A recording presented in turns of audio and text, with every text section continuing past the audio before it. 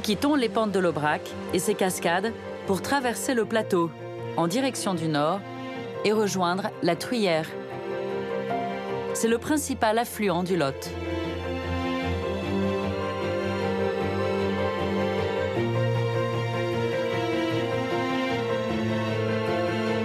Au début du XXe siècle, l'État décide d'implanter ici de vastes aménagements hydroélectriques. 6 grands barrages sont construits sur la Truyère en 60 ans.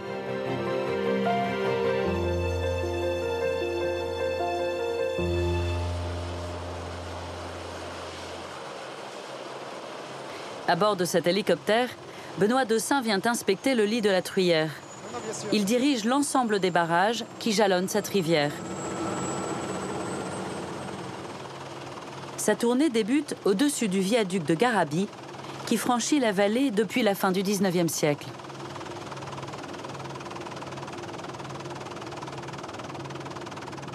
Donc Gustave Eiffel a construit le viaduc de Garabi, qui est un ouvrage magnifique.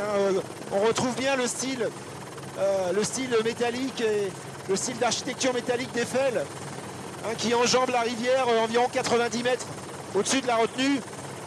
C'est très privilégié de pouvoir voir ce viaduc dont on sait que c'est un des plus beaux de France. Aujourd'hui, le viaduc surplombe des eaux calmes. Mais au moment de sa construction, il était à 130 mètres au-dessus de la Truyère, une rivière étroite, impétueuse et à fort dénivelé. Elle a dû se frayer un chemin dans des roches très dures. Elle a créé ce terrain particulier, très adapté à l'hydroélectricité, avec des gorges au travers desquelles il est assez facile de placer des barrages. Voilà, on voit maintenant devant nous apparaître le château d'Aleuze. Perché sur son piton rocheux, ce château médiéval a été édifié au XIIIe siècle. Il a permis de lutter contre les Anglais au moment de la guerre de Cent Ans. Et puis maintenant, on arrive bien sûr sur le barrage de Grandval. Barrage de Grandval qui a été construit dans les années 50 à peu près,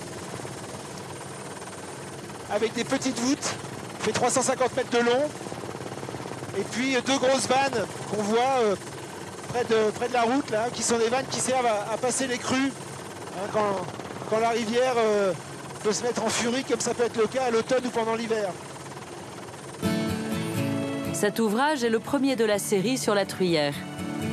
Mais ce qui intéresse Benoît aujourd'hui se situe 30 km plus bas, sur le barrage de Saran.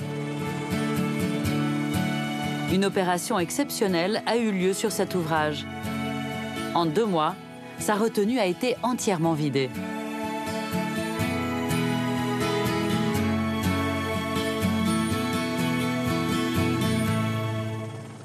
Le paysage en amont du barrage a été complètement transformé.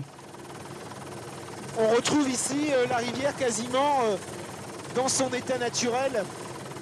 C'est vraiment assez exceptionnel. Puis c'est l'intérêt aussi de ce vol en hélicoptère aujourd'hui, c'est que ça permet pour la première fois d'inspecter le lit de la retenue de Saran en conditions naturelles. Autour de la rivière, on imagine toutes les parties qui sont non boisées sont les parties qui sont habituellement occupées par la retenue de Saran quand elle est pleine. Ce qu'on a sous les yeux en ce moment, ça n'a été visible qu'en 1949 et en 1979, donc c'est vraiment un paysage exceptionnel.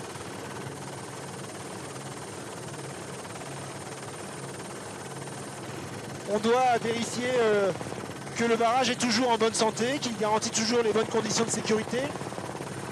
C'est un barrage de 105 mètres de haut dont on voit qu'il s'est installé à un endroit où la rivière se rétrécissait, qu'on appelle la Roche-Perdrière. Et donc c'était un endroit idéal pour y placer un barrage.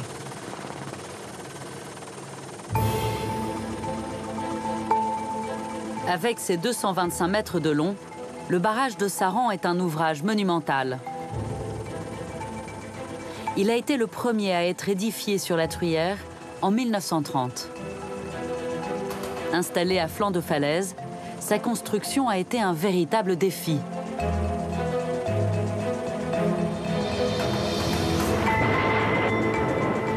C'est à coups d'explosifs que les ouvriers aménagent le lit de la rivière et creusent des carrières de pierre.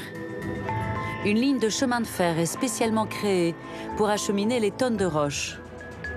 3000 ouvriers viennent de toute l'Europe pour participer à ce chantier titanesque. Véritables acrobates, les hommes accèdent au chantier par les airs. À 150 mètres au-dessus du vide, certains ont un travail particulièrement périlleux. Ce sont les goulottiers. Les goulottiers ont pour mission de surveiller l'écoulement du béton, car le moindre engorgement précipiterait des centaines de kilos de cailloux sur les camarades qui travaillent en dessous. En 1934, après 4 ans de travaux, ces lignes à haute tension partent du barrage jusqu'à Paris. À l'époque, il fournit 15% de la population française en électricité.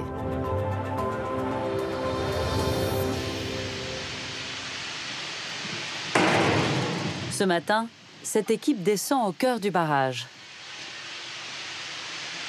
Là, on est dans une galerie qui est située juste sous la route qui passe sur le barrage. On est situé 100 mètres au-dessus du lit naturel de la Truyère. Et on part pour faire une tournée d'auscultation. C'est en fait s'assurer du bon comportement de l'ouvrage et du bon niveau de sûreté hydraulique de l'ouvrage.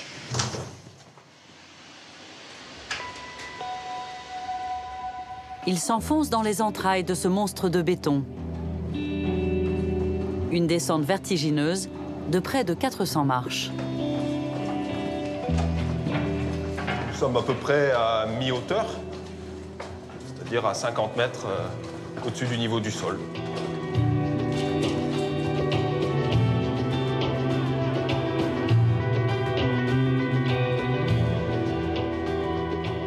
Là, on se trouve cette fois-ci au pied du barrage, dans cet ensemble de réseaux, de galeries qui ressemble à un vrai labyrinthe.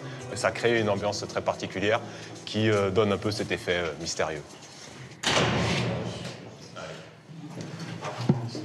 Guillaume Juaran va mesurer les infimes déplacements de l'ouvrage grâce à une technique utilisée depuis l'Antiquité, un simple fil à plomb.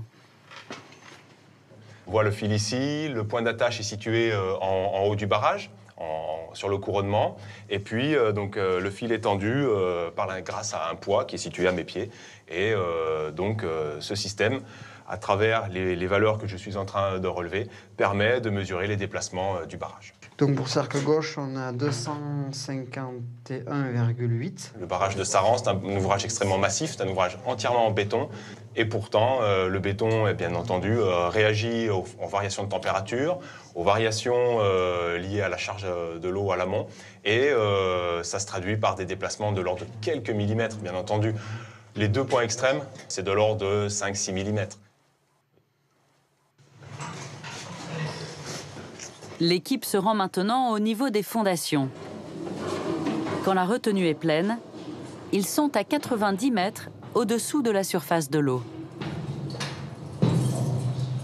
Là, ici, nous sommes dans une galerie qui s'appelle la Galerie au Rocher, justement parce qu'on est au contact direct de l'ouvrage bétonné, du barrage, sur le rocher, le terrain naturel. Là, on peut se représenter très facilement le travail de génie civil, de terrassement, qui a été fait par les gens à la main, donc avec des moyens assez rudimentaires, hein, pelle, pioche, des wagonnets tirés par des mulets. Bon, c'était des chantiers titanesques, donc voilà, c'est une fierté aussi de pouvoir être ici et de participer à cette histoire aujourd'hui. Allez, on va faire la visite de la conduite forcée du 3.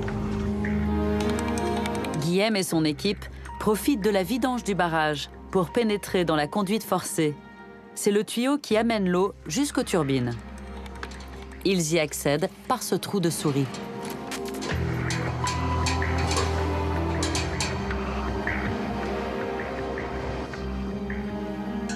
Bon, ben on va passer sous la vanne de tête pour aller voir un petit peu le haut de la conduite. C'était un revêtement qui avait été mis il y a 80 ans en arrière et qui a bien résisté jusqu'à aujourd'hui. Ouais. Mais bon, là, il est temps d'intervenir et de rénover. Ouais, bah on profite de cette opération de vidange pour faire tout un ensemble de contrôles et des travaux de maintenance qu'on ne peut pas faire en temps normal, puisque ici, normalement, on est sous l'eau et l'eau arrive sous pression. puisqu'on est 90 mètres en temps normal sous la surface du lac. On a 90 mètres d'eau au-dessus de notre tête. Donc c'est vraiment une opportunité assez rare, notamment de pouvoir voir le jour depuis l'endroit où on se trouve. C'est quand même c'est exceptionnel, puisque, encore une fois, normalement, c'est l'eau qui s'y trouve, quoi. Guillaume se dirige vers le cœur du barrage, l'endroit où l'eau s'engouffre avant de passer dans la turbine. Ce décor rappelle le Nautilus, imaginé par Jules Verne. Là, nous sommes au plus près de la turbine, vraiment, au niveau de la machine du groupe de production. Et on voit, là encore, des traces du passé. Ces rivets qui ont été posés à l'époque témoignent d'une façon de travailler, d'un savoir-faire, d'une technologie employée partout à ce moment-là. La tour Eiffel est assemblée de cette manière-là. Le viaduc de Garabit, à l'amont de la Truyère, est assemblé par rivetage également. Donc voilà, c'était le savoir-faire d'une génération qui perdure dans le temps et de manière tout à fait fiable, on le voit.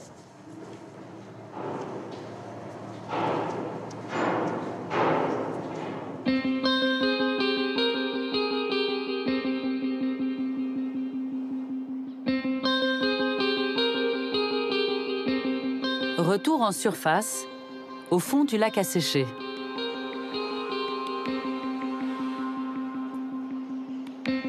Pendant quelques mois, des visites sont organisées dans la retenue. Guillaume Vuarrand, le directeur du barrage, a rejoint un petit groupe emmené par un guide né dans cette vallée. Ensemble, ils redécouvrent les vestiges d'un temps passé.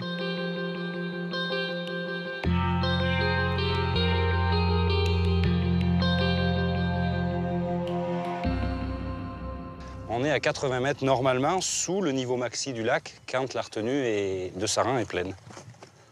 Donc là, sur les alluvions qui se trouvent sous nos pieds justement et qui sont complètement craquelés du fait de l'assèchement de la surface assez rapide. Ce qui fait un petit peu un paysage qu'on peut classer de lunaire, entre guillemets. Tiens, regarde la barque là. Certainement une barque du passeur.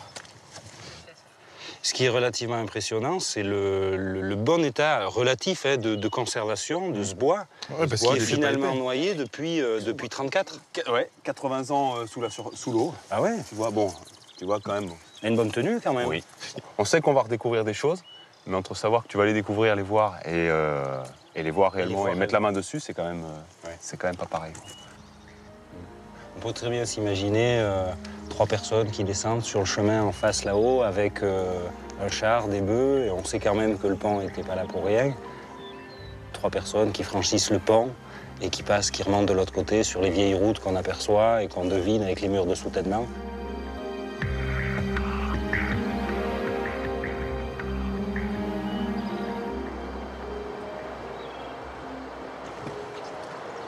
Ce qui est fou, c'est d'entendre le bruit de la rivière. Parce que quand il y a le lac, que tout est calme, que c'est une mer d'huile... Il n'y a aucun bruit. Ouais. Alors que là, on retrouve vraiment les éléments naturels. La rivière qui a repris son lit historique. Ouais, initial. Les arbres, en fait, nous le disent. Puisque, comme chaque rivière naturelle qu'on voit habituellement, qui coule normalement, il y a toujours des arbres de part et d'autre de la rive. Et là, on voit bien qu'en fait, les arbres, ils sont juste ici. Donc du coup, on se dit qu'effectivement, elle est à sa place initiale. Sur les rives, les arbres sont pétrifiés. Après avoir passé 80 ans sous l'eau, ils sont devenus durs comme de la pierre. Ici, même les petites branches, elles sont encore sur place, quoi. C'est pas très surprenant non plus, parce qu'au fond de l'eau, là, on est 80 mètres sous l'eau, t'as peu de courant, qui se fait plutôt à des altitudes plus élevées. Et du coup, bon voilà, et même les éléments fragiles des arbres, t'as raison, hein, ils restent en place, on le voit bien. Incroyable. L'équipe poursuit l'exploration de cette vallée noyée, laissant les vestiges de cette ferme, pour aller découvrir quelques kilomètres plus loin, un véritable hameau.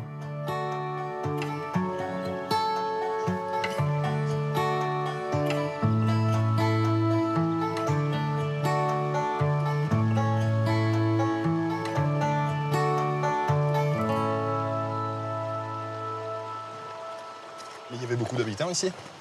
Ah, ici, à la mise en eau en 34, Les écrits nous disent 26 habitants.